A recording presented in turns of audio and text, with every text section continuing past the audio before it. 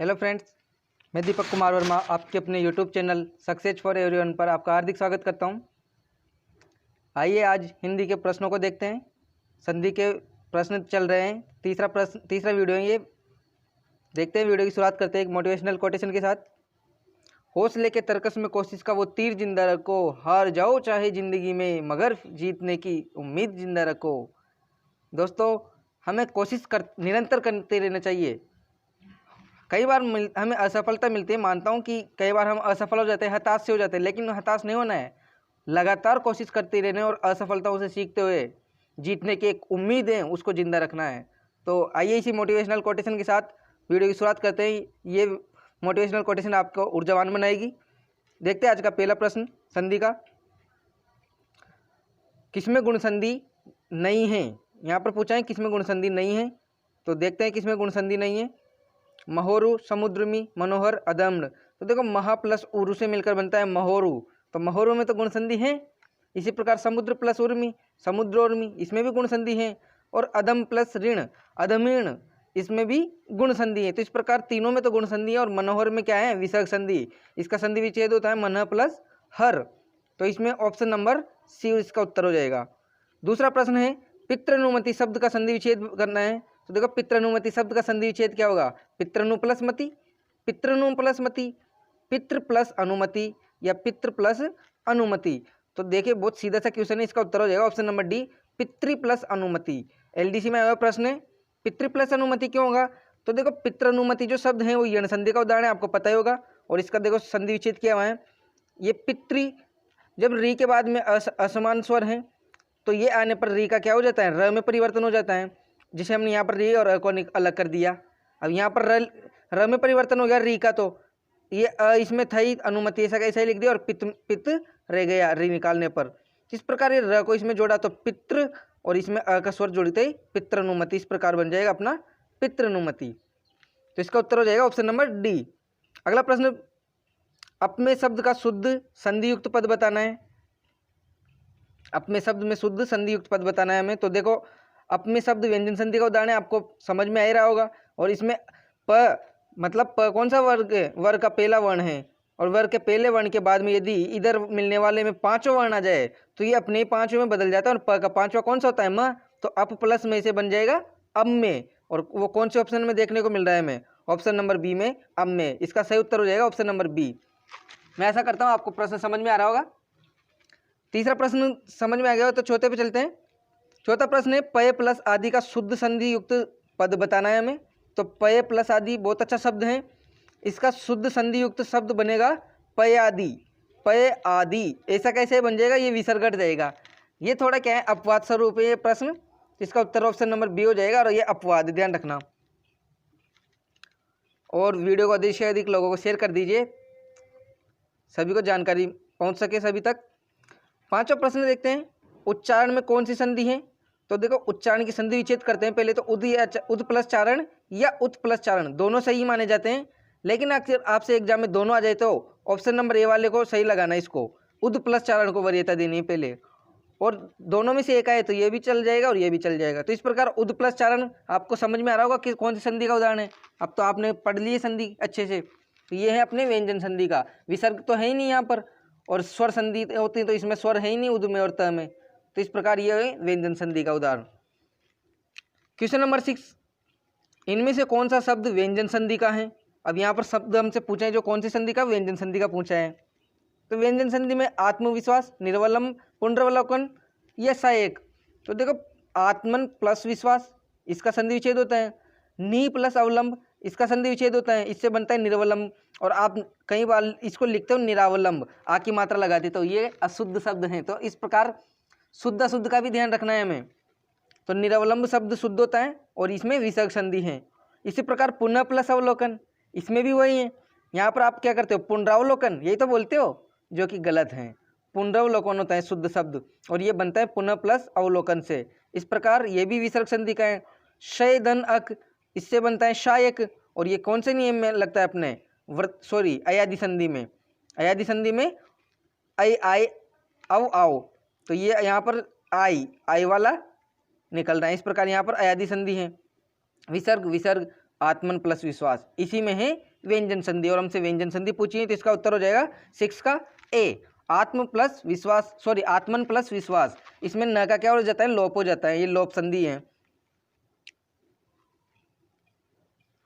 अगला प्रश्न question number 7, संधि की दृष्टि से कौन सा शब्द शुद्ध है?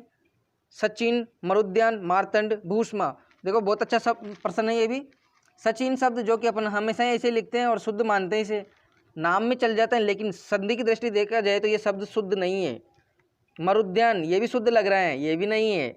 मार्तंड शुद्ध है और भूष्मा तो अशुद्ध है ही। आइए इन पर बात करते हैं क्यों शुद्ध नहीं है।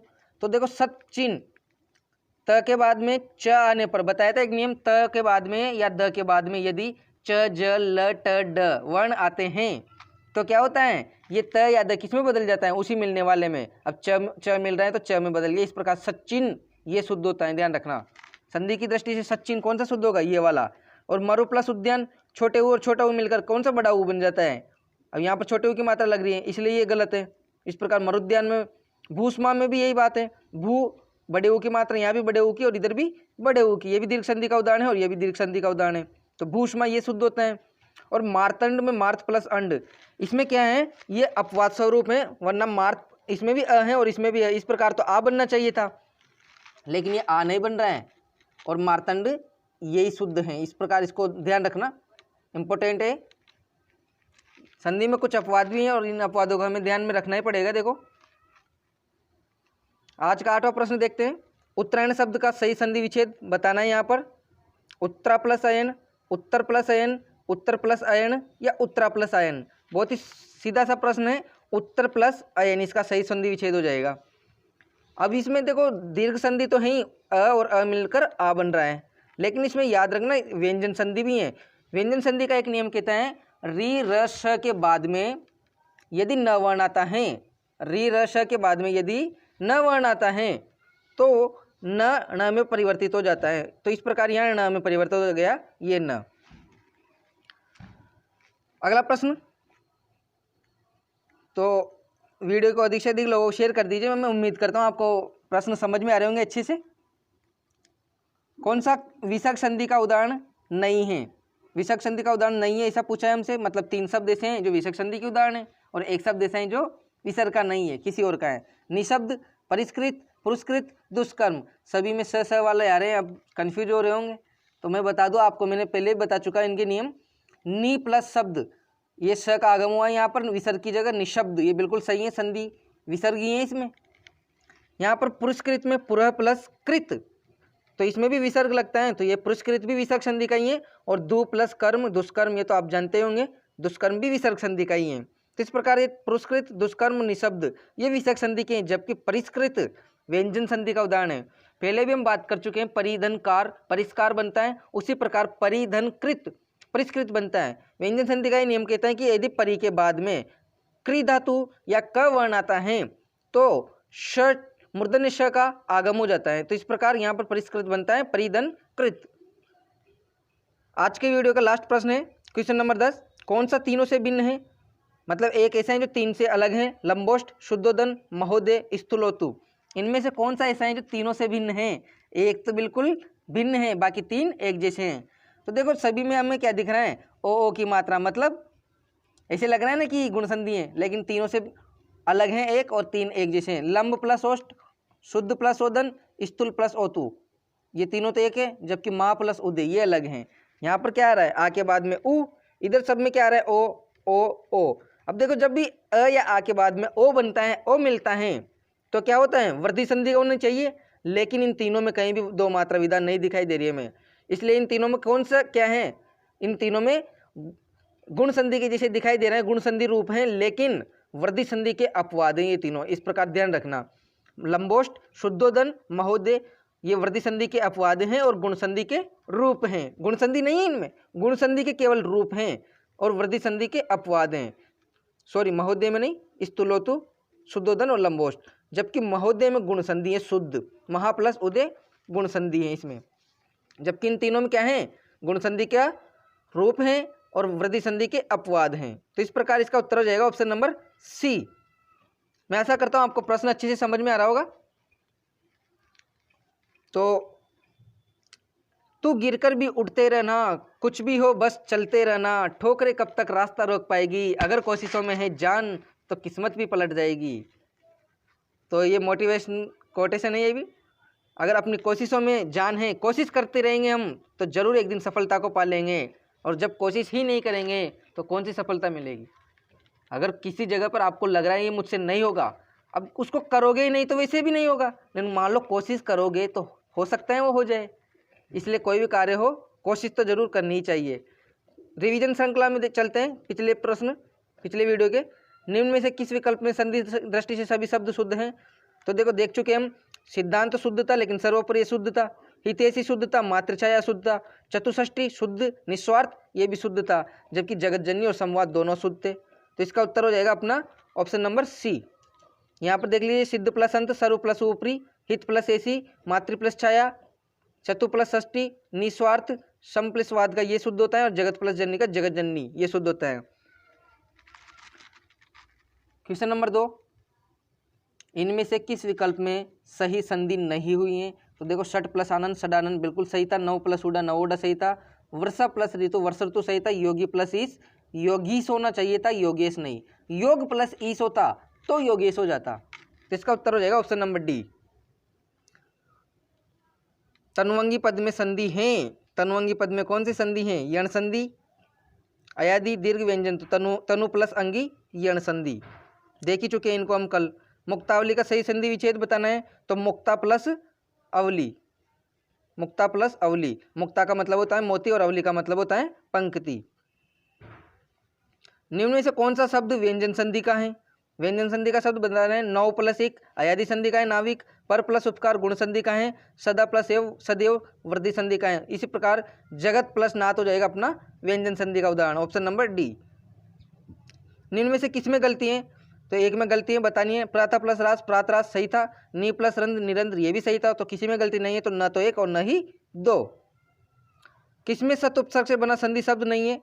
तो सतीश में नहीं था, सती प्लस ईस मतलब दीर्घ संधि का उदाहरण था, और सत उपसर्ग नहीं था। जबकि सत प्लस इच्छा, सत प्लस रूप, सत प्लस शास्त्र ये सत उपसर्ग से बने संधि के उदाहरण थे और व्यंजन संधि के थे। आपको पता ही होगा रिवीजन श्रृंखला चल रही, इसलिए जल्दी जल्दी बता रहा हूँ मैं इनमें, कल इन पर अपन विस्तृत चर्चा कर चुके हैं। किस विकल्प में संधि की दृष्टि से सभी शब्द अशुद्ध हैं। कु प्लस शासन, कुशासन बिल्कुल शुद्ध हैं। गुरु प्लस उपदेश, गुरुपदेश ये भी शुद्ध हैं, हमसे अशुद्ध पूछा है। जल प्लस ओक, जलोक ये भी शुद्ध हैं। स्व प्लस छंद ये अशुद्ध हैं, स्वच्छंद में आधा आना चाहिए था यहाँ पर, तो हमसे दोनों शब्द अशुद्ध पूछे। सु प्लस स्मित, सुस्मित, किंचित ये दोनों भी शुद्ध हैं, यहाँ पर दोनों शुद्ध हैं।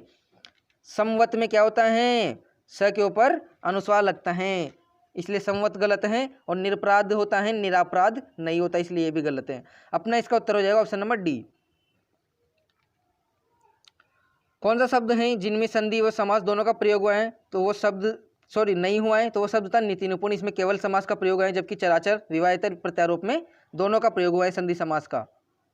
कल का लास्ट प्रश्न था, इनमें अनुसार शब्द में संधि है, तो अनु प्लस सार इसमें अपनी व्यंजन संधि है, और इसमें परिवर्तन कुछ भी नहीं होता है, ये अपवाद हैं। और कल एक प्रश्न दिया था जिसका उत्तर आपको कमेंट बॉक्स में देना था, चारों प्रश्नों के उत्तर 4 प्रश्न थे ये, इनमें से कौन सी संधि है और सही संधि शब्द बताना था। तो देखो, वाक प्लस ईस का तो संधि शब्द बनेगा वागीस, और व्यंजन संधि है। इसी प्रकार आज प्लस छादित से बनता है आच्छादित, और आच्छादित में कौन सी संधि है, इसमें भी व्यंजन संधि है, च का आगम हो जाता है यहाँ पर स्वर के बाद में छ आने पर। षट मूर्ति में बनता है षट प्लस मूर्ति से क्षण मूर्ति, ये भी व्यंजन संधि का है। तो इस प्रकार तीनों ही व्यंजन संधि के हैं, और ये अनुसंग ये भी व्यंजन संधि का उदाहरण है। इसमें बन जाता है अनुसंग और षट कोण वाला हो जाता है श की जगह, और यहाँ पर क्षण मूर्ति। तो इस प्रकार चारों का व्यंजन संधि है और चारों का संधि विच्छेद था, वो संधि शब्द बनाया हमने। आज का प्रश्न जिसका उत्तर आपको कमेंट बॉक्स में देना है वो है, इनमें से शब्द इन सभी का संधि विच्छेद करते हुए संधि का नाम बताना है। चारों में संधि विच्छेद करना है और चारों का नाम बताना है, कमेंट बॉक्स में उत्तर देना है। तो मैं आशा करता हूँ आपको आज का वीडियो अच्छा लगा होगा। तो आप अपने इस वीडियो को सभी साथियों को शेयर कीजिए, वीडियो को लाइक कीजिए। जिसने भी अभी तक अपने चैनल को सब्सक्राइब नहीं किया है, प्लीज़ वो जाकर चैनल को सब्सक्राइब कीजिए, ताकि आने वाले सभी वीडियो की नोटिफिकेशन आपको सबसे पहले मिल सके। और एक बात यह है कि आपको ये प्रश्नों की श्रृंखला कैसी लगी, आप मुझे कमेंट करके ये भी ज़रूर बताएं। मिलते हैं अगले वीडियो में, तब तक के लिए धन्यवाद। वीडियो को लाइक कीजिए, शेयर कीजिए, चैनल को सब्सक्राइब कीजिए, बेल आइकन को प्रेस कीजिए ताकि आने वाली वीडियो की नोटिफिकेशन मिलती रहे। Thank you.